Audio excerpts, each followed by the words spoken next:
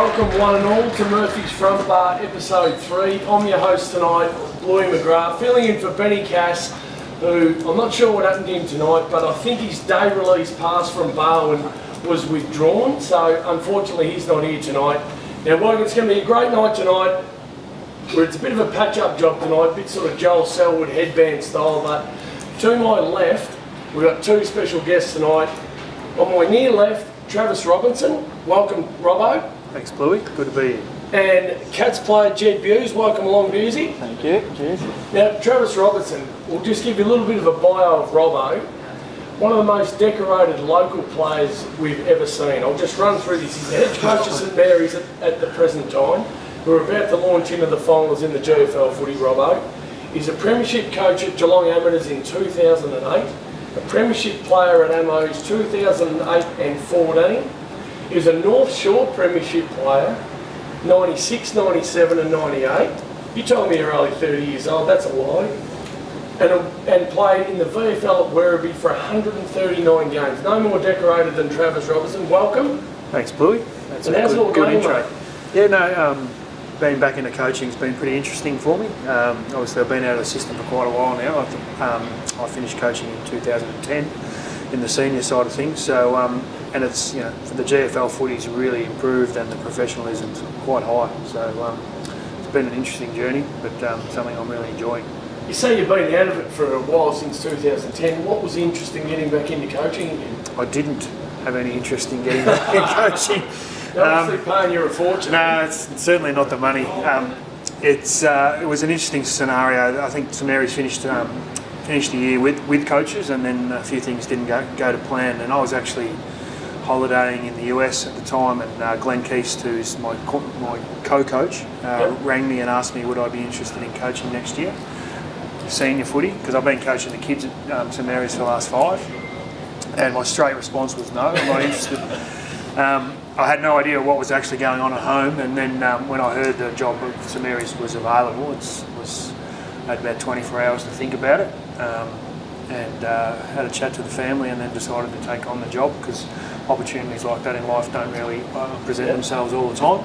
It's such a great club, you know, really well looked after off the field, and a massive junior program. So it was a good list to get hold of, and I'm really enjoying being back in it. They've been a great club for a long time. The Hoskings, renowned at St Mary's, got a lot of great players. You got, I think you said before, you had 9 players listed in the VFL, either Geelong or Werribee. Yeah, I think the one thing that a lot of people probably don't or can quickly forget is, I think on the weekend and most of the year, our average ages have been on Saturday was 21.2 years of age, so we are a really, really young side. And there's a lot of youth still coming through, so what we're trying to do is set the club up for some sustained success. Fantastic. 21.2, I can't remember when I was 21. No, neither can I. It was a while ago, Robbo. Now, we'll get back to you in a second, but our other guest, Jed Bews, obviously Geelong Cats player, debuted in 2014, he's played 69 games. He was 8th in the best and fairest at Geelong in 2017. He was drafted in 2011 as a father-son pick. His father played 300 games for the Cats in Brisbane, Andrew Bews. He's one of the best small defenders in the game. He's got E-bets covered every day of the week. 2012 VFL Premiership player. Welcome, Bewsy. Thanks for having me. Appreciate it. Now, obviously, the last couple of weeks you've been out injured with a shoulder. Yep. So I must admit, when I saw you flash past the screen a couple of weeks ago and grab your shoulder, I thought this is sort of season over stuff, but looks like you're going to play this week. Yeah, I guess it was my good shoulder. So normally my right shoulder's my dodgy one, but went to tackle and my shoulder slipped out the front, so managed to dislocate it. I was pretty lucky, I was right next to the bench, so they got me straight in, popped back in, and it was pretty good. I was close to playing last week, but I think they just thought an extra week would do me some good, so looking to get back in this week. Yeah, and your last few years have been good. Obviously, really solid year last year, signed a new deal. Your form this year's been really solid. How have you seen your year so far? Yeah, it's been okay. I mean, always probably strive to be better. So I've been okay. I think the last few games before I got injured, I was a little bit quiet. But I think as a defensive group, we're kind of all doing our job. We got Mark Blitzarves that's come back and is playing probably all Australian standard. Tommy Stewart's playing amazing.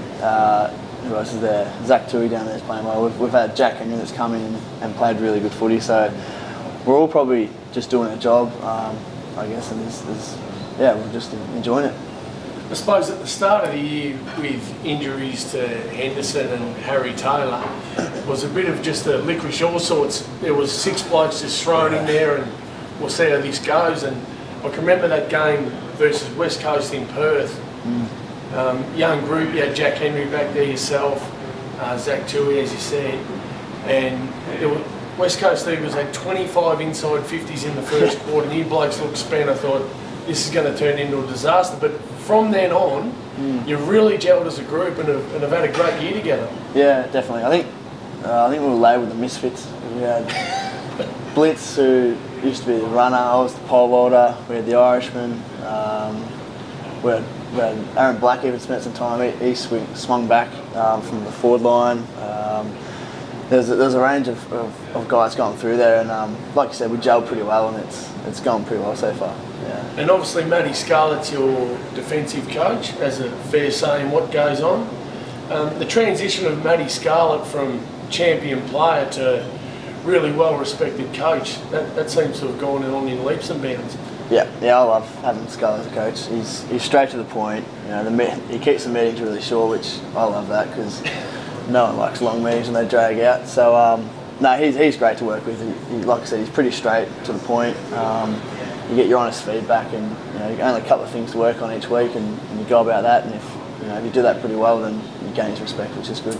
Now, while we're on the Cats punters, just breaking news for those who haven't heard: Chris Scott, the coach of the Cats, has just signed a new 4-year deal to take him to 2022. Some said it was going to be 5 years, but they've gone with 4.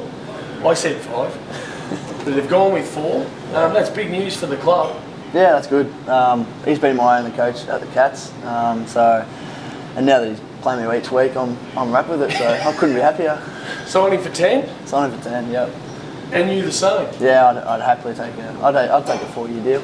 What you got one more year of a deal left? Yeah. So end of next year, I'm out. Yep. So pickers need to start talking to him now. Yeah. Yep. Okay. Now, Bluey, I think you let him off a bit there. I think he was mentioning earlier that the mids and the forwards meetings go a bit longer because they've got the most work to do. well, it's funny you say that. There's a tradition with that, Robbo, the forwards and mids. Well, we see Billy Brownless the other week, the great Bill Brownless, have a bit of a dig at the great Paddy Dangerfield, Gary Ablett, Joel Selwood. Said they were lazy. Yeah. Now, a bit of a pot kill on the kettle black one. Bill needs to be careful what he says. He obviously hasn't gone back over the footage of his career, but behind closed doors, was that well received? Did the boys have a laugh about it? Were some of the players having a dig at those three at training? I haven't been part of it really. I've been doing my rehab by myself. I haven't really been in those meetings, but I did see those comments, and I saw Scotty's reply was takes one to know one or something, so I had a bit of a laugh at that. But it was actually quite funny that you put your heart in your mouth when you have a crack at champions. You've got to, Robbo, you've got to draw the line somewhere when you're having a dig at Brownlow medalist, club legends in Joel Selwood, captain, premiership players. You need to be very careful. Yeah, I agree with that. Yeah. just don't go there. You just stay well clear of that, and you remember you get invited back to things at footy clubs, and you've still got to walk through those doors, and at some stage look those people in the eye, and that gets very uncomfortable. But it looks all really easy to just, those still screens and, how they draw the pictures and arrows about where they should run. And it's easy to do, isn't it? Yeah, well, I don't do the radio anymore, but when I did, it certainly looks far easier from the box than what it does on the ground. In this day and age, the modern AFL player, the supreme athletes, they run faster, they hit harder than they ever have before. So when you take pot shots at anyone in particular in the AFL now, you're treading a fine line, I would have thought. Yeah. Now, Bewsy, your hardest opponents since you've been in the AFL? I always like playing on Eddie Betts. It's great because he's always a challenge, but he goes to where the footy is, so I get to go and get the footy too, which is always good. So he's probably my toughest, I'd have to say. Well, that may segue, because you've got such a great record on him, that may segue just into the next question. He might be your easiest opponent as well. Oh, nah. I don't think there's any easy, Bluey. Safe answer. I think the easiest spot is when you're the spare. So that's not what you said when we were having a feed. You said, oh, anyone else but Betts, I've got them covered every day. No, they're all pretty good. There's always a challenge, but whenever you get yourself into that spare, you can just kind of sit in the hole and try and read as best you can and blame others, blame the mids, blame the forwards, anyone but yourself. Throw your arms up in the air, point, yell at someone. Exactly right. What about you, Robbo? You obviously, as I mentioned before, had a decorated career, local footy, in the VFL for Werribee. Hardest opponent when you played at Werribee? Oh, look, there was a guy who ran around the VFL for quite a while, played at full 40. His name was Nick Sordner. Won the league goal kick quite a few times. He was an extremely good footballer, and one that didn't get the opportunity to go on and do better things. He was pretty tough. And then, like, obviously, you get the rotating AFL players. I even got an opportunity to play on someone like Dale Lewis. One day I remember playing on him at Werribee one day, chasing him around was pretty tough too. Yeah, he was a very, very good player. So you get a bit uncomfortable when you wake up in the morning, you know you're going to play in the VFL. A bloke who's got dropped from the senior team. Well, I remember actually got the opportunity to play against Tony Lockett too one day when he was playing. For some reason, I can't remember. I think he might have been out suspended for an extended period of time. Surprise. Which was unbelievable. But we played against him at Port Melbourne one day, and he was chasing his opponent, and I knew I wasn't really big on the blocks, but I knew I had to stand in the way, and I really wasn't looking forward to it. But I think he was quite fair to me. Yeah, that's unusual. He must have been getting a bit softer in his old age. I think he was on his last notice. He tried to kill me one day at Geelong, and my calf's still recovering from that, and that was 25 years ago. Now, Jed, your old man, Andrew, was a great player for the Cats, and then later in his career went up to the Brisbane Bears/Lions. Yep. 300 game player. Does he speak to you much about footy, or is it just when you head back home for a feed from your beautiful mum Julianne? Is there much footy talk? Or? Not too much, no. He likes to steer clear and just let, I guess, all the coaches at Geelong do their thing. If there's periods where I'm struggling with anything, I'll go to him and have a chat to him, but it's, I haven't had to have one of those chats for a while, which has been great. But not too much. Every now and then he'll get out that footage of the goal of the year, so I've got to sit through that at least once a month. He'll go through that. He's great. Both mum and dad are great. They get to most games. Certainly in Victoria, they don't really travel interstate too much, but they get to most games too. Because he does love a chat. Yeah. Oh, the worst thing's going to a footy game with him, and he's got to stop and talk to 30 people before you get into the joint. Shocking. He is a man of the people, though. He is, yep. He's a man of the people. Now, we don't want to embarrass the young fella, but his old man, pound for pound, was the strongest player I've ever seen at Geelong. Yeah, it's interesting. It was quite ironic, but at St Mary's we had training at Bews's gym tonight, and he was more than happy to show everyone how to use every single apparatus. He was down doing the push-ups. I think he's fitter now than when he played. Yeah, he looks super fit. Yeah, which is a concern. Yeah, he can't run though. His knees are shot. So if you're ever in trouble, just get on your bike. Just avoid him. Now this is an interesting topic. Players from that era, which I'm one of them.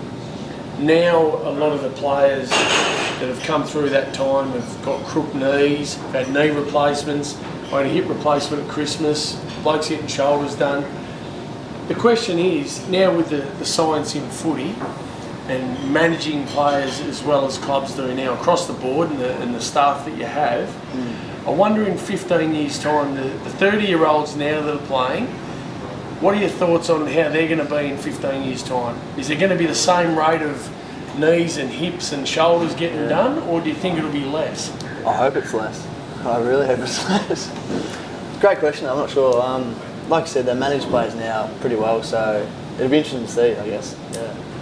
Robbo? No, I don't think it'll be any better, to be honest. You don't reckon? No, I mean, you can only look at GWS's injury list at the minute. Their game is brutal, and I'm sure, in terms of, you spoke about how they hit and the kilometres that they travel. It is a brutal game, and they play it, and they train for so long. Where you certainly weren't training at the levels that those blokes train in November. No, we train for longer, but not at that sort of intensity. No, I think it's something that's absolutely here to stay. You've only got to go to a reunion and talk to blokes about some of the surgeries they're still having. Yeah, so it's interesting. We talked before, Jed, about your shoulder. You thought you were probably going to be nearly right last week to play. Yeah, I was pretty close. But they err on the side of caution, so we're happy to give you another week. Whereas maybe 10 or 15 years ago, if you were, mate, what were you, 80% last week? Yeah. They probably would have played. They would have played you. Yeah. Potentially you're hanging by a thread for the rest of the year, hoping that nothing goes wrong. Yeah, exactly right. I think, these days they probably do manage it a bit better. Like I said, back in the day I would have been probably thrown back in and it could have slipped out again and then the season would have been done. So I think they're a little bit smarter with that these days. Yeah, they're pretty good. The welfare of the player, whether it be local footy, Robbo, or in the AFL, the welfare of the player is paramount now. And I think everyone does a pretty good job. Well, do you have anyone within local footy ranks within your club that looks after the welfare of the player? I mean, the coach can't do everything. Yeah, it was actually the first coaching appointment we made was a strength and conditioning coach, because we need to keep our list as healthy as we possibly can, and we judge the performance of that role on making sure that we've got players available each week, and he's been super. And we also, he connects really well with we've got a physio that's helping treat our players, which is really important. The physio we've got's actually, I've found she's been quite different in terms of, usually they err on the side of caution. Like, she's been really frank with the decisions, and to the point where he's telling players, no, you'll be fine to get back on the ground. Yeah, okay. Yeah, as opposed to someone go, oh no, put him on ice and we'll rest him up. So it's a really important role, and as I said, it was the first thing that we went to appoint. Within local footy, obviously you can speak for your club, but in discussion with other clubs, do they have appointments like that? Do they have strength and conditioning? Do they have physios that help them out? I know at Geelong Amateurs I'm involved there, and some of the junior girls and boys teams are lucky that parents are there watching and they're doctors or surgeons, so they're lucky in that regard. But how do other clubs feel? Yeah, I think you'll probably find it varies on what they can perhaps afford also, and how well off they are, and then how they want to structure those things up. Like I don't know the complete ins and outs of Leopold, but we played them last week and they looked like they had a really good setup in terms of on and off field. So I think it just depends.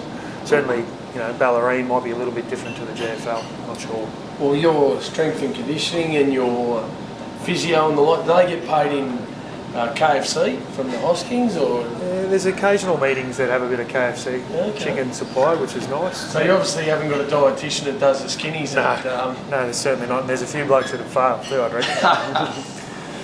Now, Robbo, you're obviously involved with St Mary's local footy. You're going to make the finals, top couple. We'll finish second, yeah. Yeah? Yep. Chances this year, hardest to beat?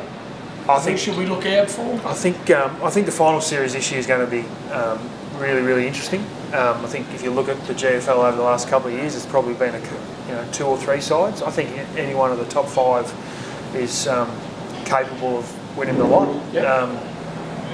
No doubt Leopold have been the best side of the year. We played them early in the year, and I think we got them on a night that they weren't quite ready for, and got the jump on them and were able to hold them at bay. But we went down to Memorial Park the other week and copped a fair touch-up. They were outstanding, and I know we talked about VFL list and that sort of things, but I think they're certainly reaping the benefits of keeping their squad together week in and week out. You can't underestimate the continuity they get out of that.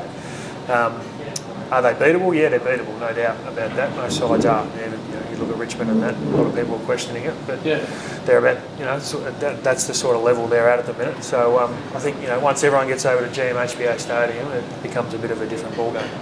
Yeah, well, will that suit you, GMHBA? Because your ground's a bit of a cup and saucer. Yeah, well, it's a small deck, there's no doubt. But I think if you look at the GFL, there's not many big ones that you get to play on. So Colac's probably the only one. Colac, St Albans grounds reasonable. North Shore, is it? North Shore's okay. West is a bit bigger than ours, but yeah, there are a few postage stamps in amongst all that. But yeah, I think it'll certainly, we're looking forward to getting over there and playing. Good one. Now, we mentioned North Shore. Your time at North Shore, Yep. in an era where in local footy they were nearly unbeatable. 3 premierships in a row.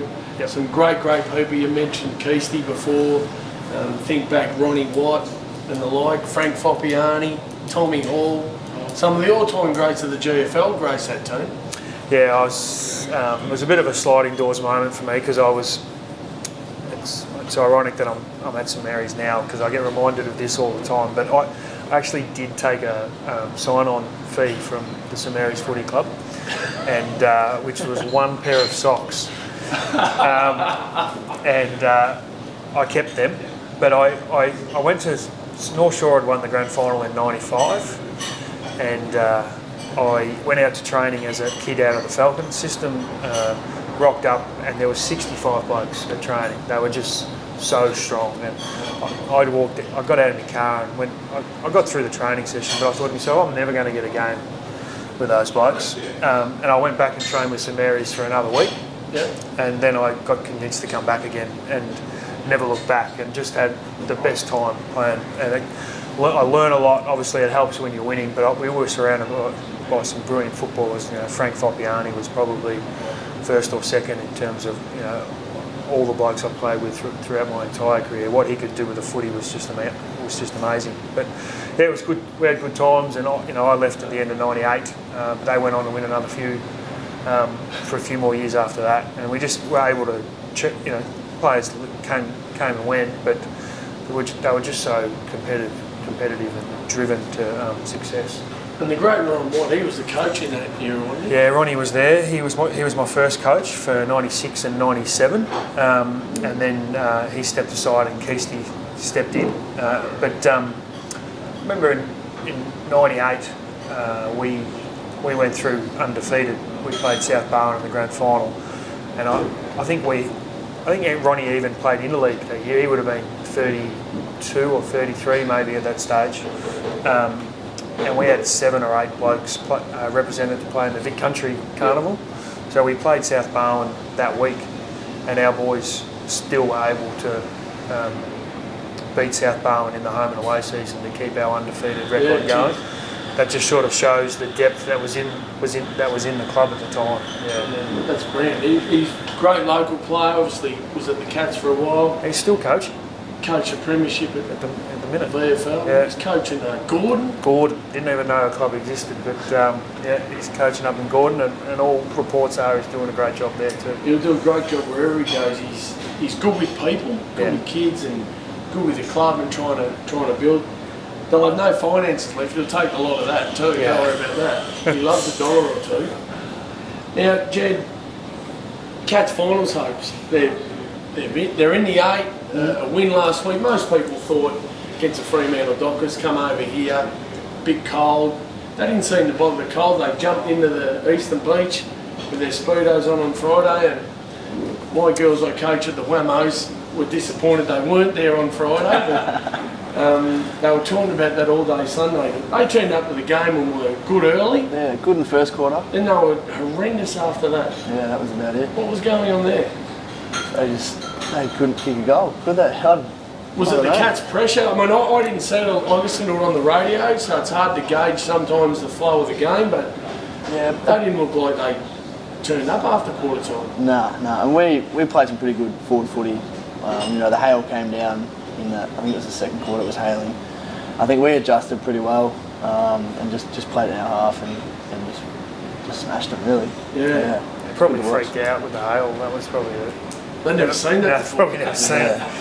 Apparently, Like going to the snow. Yeah, Brad Hill was talking to someone on the field and was like, in the first quarter, was saying, "Oh, it's not too bad. We were expecting hail."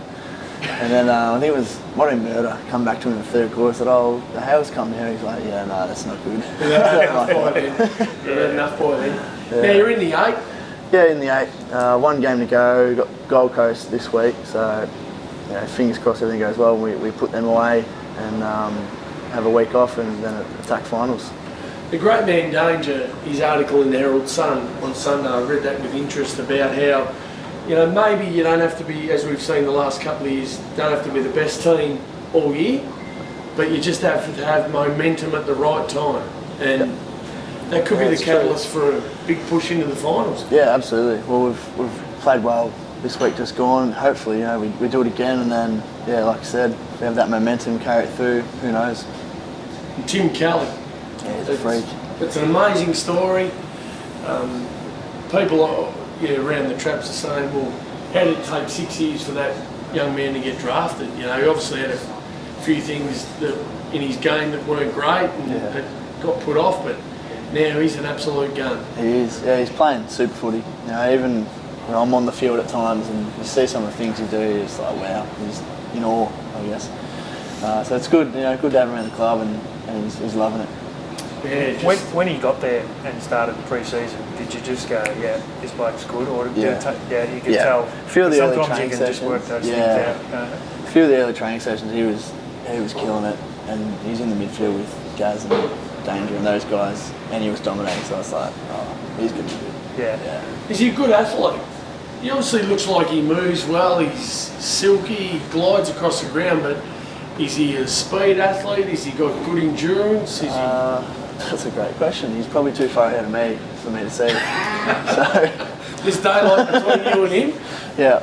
It was me and Aaron Black just patrolling one end of the running. We'd have our spot. I think he was down the other end with the real fit runners. You're just making sure everyone in front of you is going all right. Absolutely, yeah. Although from what I hear, if there was a race over 100 metres at the Cats, that Danger would win, and you'd be with him for about 75 or 80 metres. Is that a fair call? And then he'd probably pull away the last bit? No, I'd probably beat him. Well, that's well answered. Now we'll go back He's to getting your older. questions back. Now, who was your easiest opponent? Now you've got that a bit. Nah. He's still not going there. No. They're still not going there. I had a couple of pennies, but... Who was your easiest? The Duck. Yeah. Although our normal host, Benny Cass, normally when he opens the show for Murphy's Front Bar, he normally says, now Bluey McGrath up the end, played 226 games and only kicked 18 goals. Now that's right coming from a bloke who never played and played about 8 games with St Joey's in the twos and had about 3 kicks. And can't fulfil commitments. Oh, he's correct. Not even here. I think he's just sitting at home on the couch. He just did not want to come in. I'm still going with the Bowen prison day release. So, speaking of the Duck, right, because they have been talking in the last week or so that Lance Franklin is the best player to have ever played the game. Oh, gee, yeah, settle down. Well, I'm only going by what's been written up in the paper from people like you. What do you think? No, he's not the best player for the club. Okay, well, let's compare him, Wayne Carey to Wayne Carey.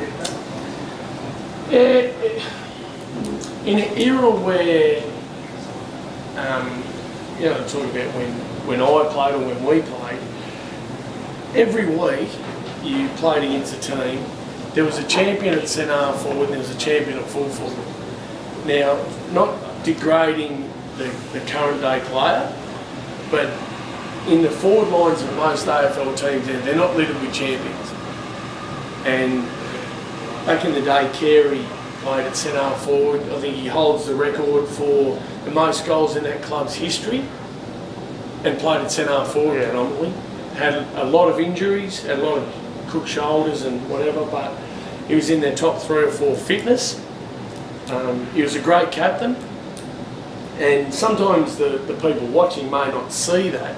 When you're on the ground playing against him, if it wasn't his time to be where he should have been, he would move out for someone else to move into that spot. So I look at the great players and them having to be a complete package.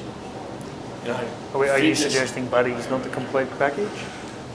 Well, I'm not saying he's not the complete package, but he's a very, very good player. Yep. But I still would have Carey, Ablett, Jason Dunstall. I mean, these players, we discussed this a few weeks ago. The 1993 AFL season, if you get a chance, punters, Google that year. Tony Modric kicked 129, Ablett kicked 124, and Dunstall kicked 123. He didn't even make the All-Australian side, Dunstall. Could you believe that?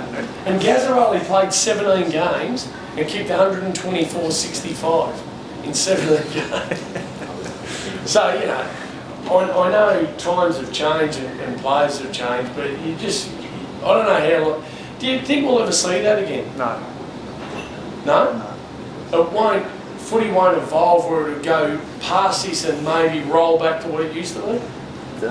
Depends if they end up putting these rule changes in and doing these things, but I don't think so. I just think there's too many people paid lots and lots of money to analyse the game to its death in finding ways to win.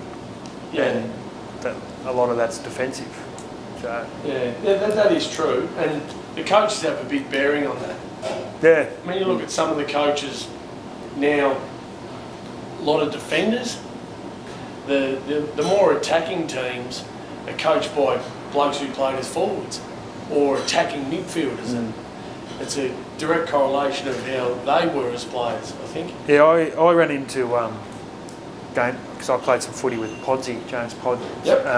And he's now employed by the AFL to review the longevity of the game and how do we change it and how do we make it more appealing, because ratings are going this way and crowds are going this way, and it's an interesting job he's got because he's got to interact with the coaches to find ways to talk, to improve the game, but they're also the same guys that are finding all the ways to stop people scoring and finding a way to win. I just find it's an interesting stage of where the game's at. It'd sound you bad, wouldn't it? Yeah, I'm not sure it's a job I'd be signing up for. No. Talking about that, the AFL rule changes that a lot has been discussed over the last 6 or 8 weeks. So the last few weeks it seems to have died off a little bit, seeing we had 2 rounds ago where 5 games were decided by under a goal. First time in the history of VFL AFL footy. Is there many things we need to fix? I don't think so. I think just leave it. It runs its cycles where it'll, pick up and plateau, but I just think just leave it, let it evolve itself. That's my opinion. And a few guys at Geelong are the same. Yep. Robbo? I'm an advocate for the last touched out of bounds. It's a bit like the soccer, I guess. I just feel like that would help speed the game up. It'll do with a few less umpires. We've seen it locally, and I think it works. I think it'd be a really good opportunity for the game to be a bit different. Yep. Now they've also got 2. Yep. In a $1 billion industry, we have the biggest men on the ground have to put their hand up like they're 5 years old to say we're going up. Get rid of that. So if the ruckmen go up and the third man jumps in, whoever that third man is, a free kick against him. That'll fix that in 5 seconds. Okay? And the other one is when someone marks the ball and you're in the restricted zone. That is an absolute debacle. That's now, frustrating. I don't watch a lot of footy, I'll be honest, but the week the Cats played Sydney in Sydney, Dan Hanbury went up for a mark in a pack and got sort of pushed out of the pack by the bigger fellas. He took 2 steps sideways to get out of the way and got paid 50 against for being in that restricted area. It is a joke. Yeah, I'm not sure you're going to get any arguments from anyone else on this panel. Next. It's a shocking rule. So if we got rid of those 2, would people be happy? They're talking about extending the goal square, which means we're going to kick out further. But isn't the zone going to move back further? The zone and the people in the midfield are going to get closer to your goals than what they would be if the square was 10 metres. Yeah, I agree. Yep. Nailed it. Next one. You should be on the committee, mate. We're going to go, Murphy's Front Bar are going to launch the AFL Commission, and the next show we'll do from there, and we'll sort these rule changes out. We'll do that next one. Yep. Any chance of that?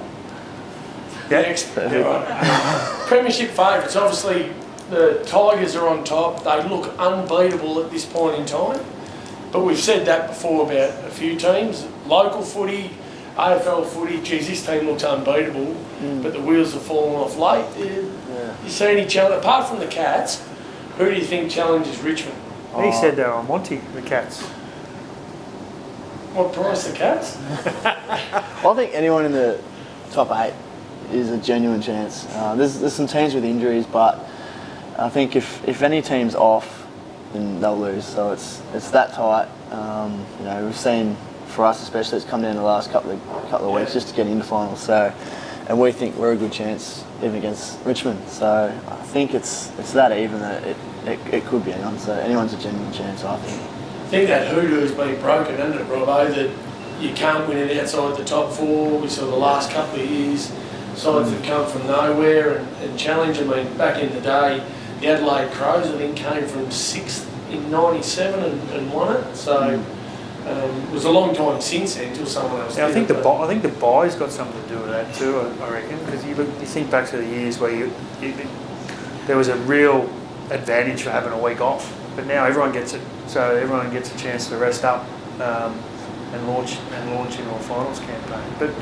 But Richmond are an interesting bunch and a great story, aren't they? That, you look back at some of those exceptional AFL teams that had genuine stars, and they're just 22 of.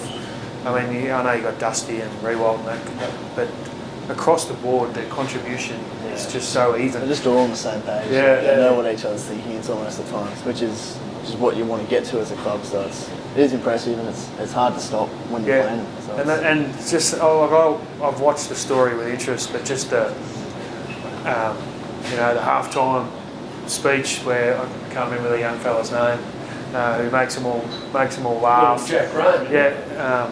It just throws all the rule books and all the sense out of where footy used to be, where it has to be so serious. But that whatever they've got, it's working. It's amazing to watch.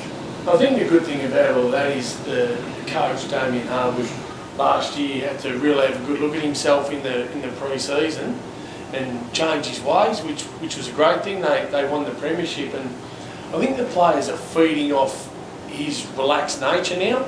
We used to be really uptight with the media, and he was sort of Captain Grumpy, bit Moldau style, and he's changed that, and the players have responded to it.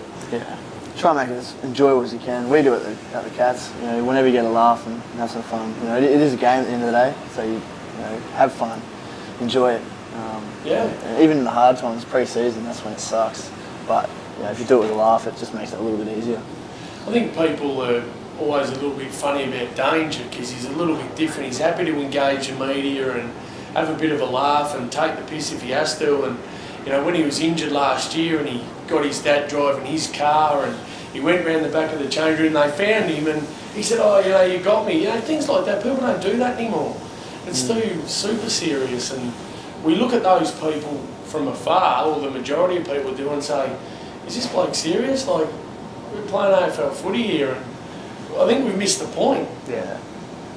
Doesn't seem to stop him, does it? No, and funny enough, he plays well most weeks, so there's obviously some method in it, and Richmond are following that trend as well. Yeah. Now, I'll give you a bit of an update, punters.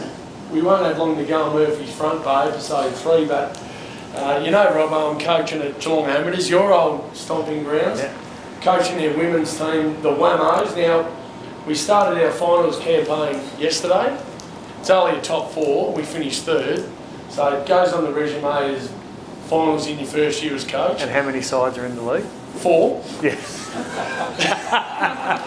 Yeah. We don't hide from that. We don't put that in there though. No, we do. No, fair enough. Everyone asks, so where did you finish on the ladder? 3rd. How many teams out? 4. And they look at you like you got 3 heads, but we had a great game yesterday versus Geelong West Giants, coached by Bernard Tui's brother Steve Tui and Darren Forsman, ex-Cats player. They've coached them really well this year. We had a good win against them, really tough game at Drew Reserve at St Joey's there. Pretty ordinary conditions, but we prevailed in the end. So this week we play your mob St Mary's down at, I think we play at Drysdale on Sunday. So you got an away strip? would be. No, we haven't. Yeah. No, we haven't. That'd be something we have to, because that has been brought up when Yeah. we played St Mary's a couple of times, the colours, so we might have to have a bit of a look at that in the future. We might need... Maybe have a chat to St Mary's. They've got a white away strip. We have to wear it on the weekend. Oh, maybe we'll do that. Yeah. Maybe we might have to get our illustrious leader, Simon Farrell, for everyone's Is he interest. okay? He's on the mend, the Yeah. big man. He's on the mend. He's not back at Trojan Concrete yet, but he's on the mend, and he had another operation on his thumb the other day. Was he having one today as well? I'm not Should sure. I read that somewhere? Might have been, yeah, it might be today. I thought it might be Friday, but yeah, he's on the mend, and the big fella was at the footy the other day, so that was a good thing. Not for very long, but he's on the mend, so he's had the 14 broken ribs. He's had a plate put on that, 2 operations on his thumb, so the big fella's up and about. He's on the mend, and Amos are in the finals. He's a very, very happy man. Is he having any of these yet? No, there has been talk around Amos that they may need to go to the bank for a loan because the bar takings have plummeted since the big man's been. Well, at least the Bowen Hotel is actually making a profit now. Yeah, the Belmont Hotel's going well, seeing he's a part owner of that. But, now, we haven't got long to go, but on the weekend, if you're a sporting fan of any sport in the world, if you didn't watch the races at, I think it was 3:30 on Saturday afternoon from Royal Randwick, the great man Winks was attempting to win 26 races on end and go into the history books to beat Black Caviar, although Black Caviar was undefeated, we must say that, but Winks put on a special effort for 26 in a row and nearly 20 million in prize money, Robbo. Yeah, Did you see it? No, I'm probably like lots of other people. I only got to watch the replay, but it fair dinkum looked like it was taking a piss, didn't it? Like it just cruised up beside them all and just said, "See you later," and it's just all done and dusted within 50 yards. It's just amazing to watch, and I was clearly will never see a horse like it, and I just hope that she goes on to win the Cox Plate again. Spring Carnival just around the corner, so Cox Plate, I think they said in the Herald Sun yesterday was 68 days or something to the Cox Plate, which sounds ridiculous when we're still in footy season, but a special effort, and you know, those owners have had the ride of their life. Bewsey's got a 26 fan club out 26 wins in a row, as I said, nearly $20 million in prize money, the world's best, and people now are taking their kids to the races so that they say, we may never see this ever again. Do the boys at Geelong follow the races? Probably. There's probably a few, but I'm not one of them, so got nothing for you. Well, back Who are in the older day- boys? I know Mac, Domsey, those guys were into it. Yeah. A bit, but we're all pretty young now. We don't really have much to do with it. Back in the day, Robbo, They got no disposable income, these blokes. no. We're smart now. We save. They, Too busy playing Fortnite, probably. Haven't our played great that. captain, illustrious leader, Mark Bairstow, the Yes. great Toby Bairstow, he was our captain. He was a horse trainer. That was his gig. We obviously played the day where you worked during the day and trained at night. He was a horse trainer, trained for our president, the late great Ron Hovey. It's funny you mention that because my grandparents lived in Moriac and the property was next to Mark. So as a kid used to spend lots of time up at his property with the horses. Yeah, he was fantastic, and it was the occasional Saturday when he had a runner and we had to get one of the trainers to run out and tell us whether it actually won or not. And normally our performances either lifted or dropped on those results. So He's still training horses, isn't he, or not? yeah, Mark, he's moved back to Perth. Yeah. He's living in Bunbury, training down there. So he had a great footy career, great captain. He won a Sandover medal before he came over here. Went back for a year to Perth after the '89 grand final to work on the family farm, then came back again. Yeah. That wouldn't happen these Wouldn't days, happen, Jeddah. No, absolutely Once not. you're out, you're out. Oh, yeah. Yep. Now, anyone of the punters in Murphy's front bar got any questions for the lads tonight? Two. Colonel, yes. First one, Robbo, then a general one in relation to AFL. Robbo, Grovedale lost 12 senior players last year. Yep. was the geniuses said they wouldn't be able to get a team this year if they wouldn't win the game. They now sit comfortably on 8th spot. No matter what happens, they won't go down below that. What are your thoughts on what happened this year with Gravy to get where they are? I think Simon Riddock's done a great job in coaching the group, and I think what it probably highlights is if you can keep a core nucleus of players, and whether they're deemed stars or not, you can work with what you've got. And I think youth, they've had some really good kids that have come along, and it's a great recipe for success for them to move on. I don't know what sort of points they've been playing on, but I'd assume they've been quite low in terms of that. So they've now got an opportunity next year to probably top up with what they're missing. And maybe that might be, I think from a forward's point of view, they could probably do with some scoring power. But I think Simon out there has done a great job, and I know the club have really enjoyed what he's given, and they're looking forward to next year. I think most of the recruits have been quite cheerful. Yeah.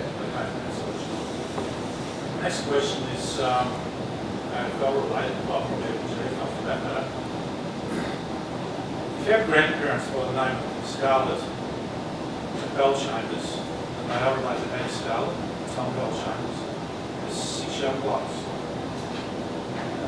They've got a bloody good boot on. How interesting do you think the AFL will be in future years? Yeah. And they are like the grandparents of the Bell Chambers, and I forget what the chap's name is. They married each other, and that's what blind men down the line. Yeah, we'd be very interested, I think. Now, one of them, the third grandson, I actually named Scarlett. That was his nice name, because he actually looks like Andy Scarlett. Bell Jones and Scarlett. Tom Bell Jones, now he's been a good player, but he wouldn't be able to carry Matty Scarlett's bags to the ground. Seriously. Tell us what you really think. No, he's been a good player, but geez, he's not Matty Scarlett. We're talking about one of the all-time greats here. It's an interesting question, though. Yeah, I think they'd be interested, especially that Scarlett. He's obviously a freak, so yeah. He started sort of one day 3 years of age. Turned around and one stone said he should be up there. And they don't come from a violent family, they come from a very good family. Yeah. No other questions from the punters? That might now be a wrap for Murphy's Front Bar episode 3 now. Jed, thanks for coming on tonight. No We worries. hope your injury's well and get back this week and have a ripping game, last home and away game, and an absolutely outstanding final series, and the Cats can win the flag. Thank you. Cheers. Now, Robbo, good luck to you. Thanks very much for coming on. No worries. Thanks for having me. Fill in for Doc O'Keefe, and I don't know why he couldn't be here tonight, but the Falcons are playing tonight, are they? I've got no idea. He's fresh air, so Yeah. they're on the back burner. But good luck to St Mary's in their quest to win the premiership. Yep. Good luck for everyone. Thanks very much for watching. We'll be back next week for the Front Bar episode 4. Murphy's Front Bar. Thanks very much. Oh, yeah.